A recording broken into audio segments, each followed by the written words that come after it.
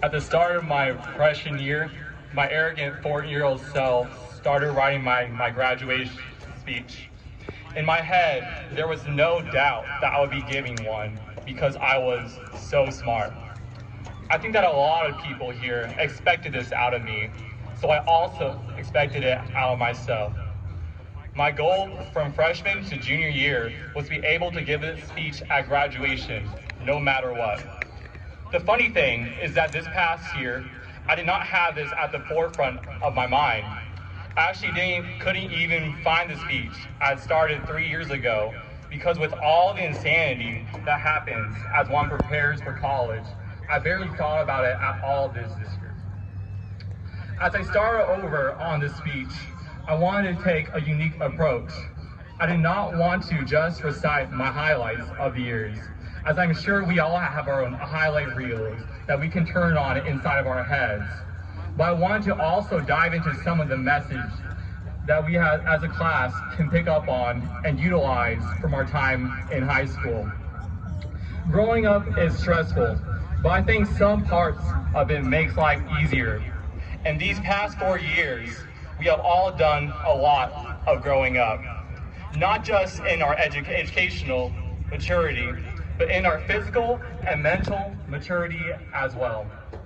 Something that I firmly believe in is that, in part, a person is a product of their environment, the people we surround ourselves with, the messages we choose to hear, and the activities we choose to take part in, all forcefully change who we are as people. And thankfully, as you can see before you, the environment that is McGregor High School is an environment that produces excellence. At this point, I would like everyone to look back on the years with me. Freshman year, we battled with adversity that any class that had in their 9th grade career. We not only faced the wrath of DOLs in Miss Hall's class, speed drafted our forgotten presentations for speech 2 minutes before it was time to present, and nearly peed ourselves because we were scared to say "Puedo ir al baño" in Spanish 1. But we also faced the worldwide pandemic of COVID-19. Sophomore year was no better. Education-wise, we were down a full 9 weeks of schooling, but even worse than that, many of us were suffering from the hardships of geometry. And believe me, nothing is worse than breathing hot air through a mask while taking a math test that you forgot to study for. Junior year, we finally got our mask mandate lifted, but this was the prophesied year that we would face the hardest classes of our high school career. And I can confirm that it was my hardest year academically in high school. I think Aaron, Leo, and Kaylee can share my PTSD from the hours of studying for AP Bio. And of course, our senior year. We began leaving our legacy as we cried at the last football game and took our final prom pictures and said goodbye to all the activities that we dedicated the last 4 years of our lives toward. My reasoning for bringing these points in our timeline to your attention is so that we can reflect on the things we learned from these events. The few of the lessons I have learned are patience in the darkest moments, adaptation to the seemingly impossible, and in honor of the word of the school year, striving to achieve excellence. When we reach this prominent point in our lives, I think a lot of us, including myself, did a lot of soul searching. I found out that I have done a lot wrong these past 3 years. I did not prioritize my faith. I did not prioritize my family. And I did not prioritize myself. A lot of you don't know this, but this past summer, I made an executive decision to work the hardest I've ever worked in my whole life the first semester of my senior year. I slept roughly 4 hours every night after I woke up at a ridiculous hour for cross country and stayed up ridiculously late doing homework. And by context, I'm sure all you can imagine that doing it is ridiculous. That being said, I'm sure a lot of us have experienced something perhaps not similar, but perhaps equally ridiculous. And it's these moments that help us realize the things that we should truly be valuing as we go forward in our lives. Before I close, I want to thank some people for the impact they have made on my life. First, I would like to thank my father.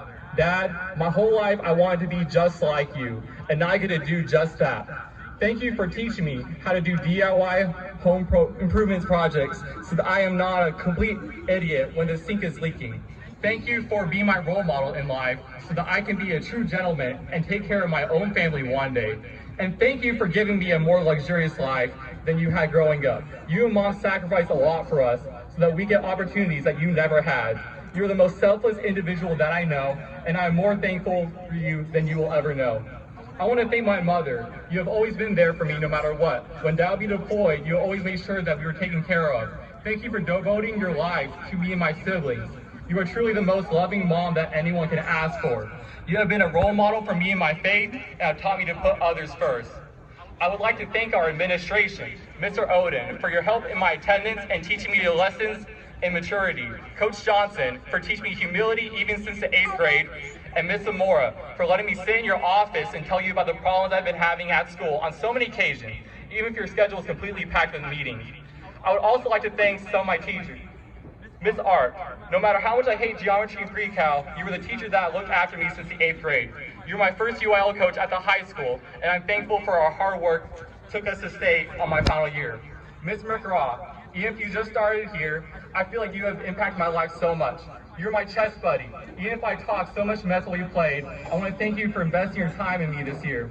And Ms. Bowling, for letting me sit in your 4th period class and rant about all the problems I've had this year, for being my student co-sponsor, and for helping my mental health so much. To my uncle Jason, for so many you know him, Coach Taylor. You have done so much for me these past 4 years, and even before I can remember. And of all my teachers and coaches in high school, you have still impacted me the most. You're straightforward with me, fair, and have taught me so much responsibility. Thank you for teaching me to be a team player in cross country, even when I feel useless because I can't run, and for being my loving uncle. To my siblings, Christian, I know I give you a hard time, but that's what brothers do. Christy, my least favorite 8th grade sister, I thank you for being my singing buddy.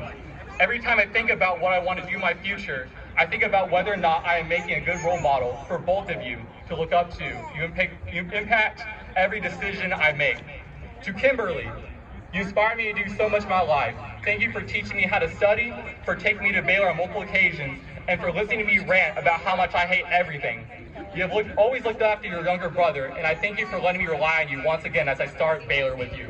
To close, I would like to thank our Heavenly Father for guiding all of us through this journey and blessing us with the people we have met and the perfect, unique path that you have planned for each one of us. And to the graduating class of 2023, we have made it. I thank you for once again listening to me talk for what seems like an eternity. We have all done so much together, and I'm glad to have spent this period of my life growing alongside the rest of you. And to the family and friends in the stands, I ask you to keep us in your prayers as we embark on this new chapter in our life. And now I'd like to call up Kaylee George, the valedictorian.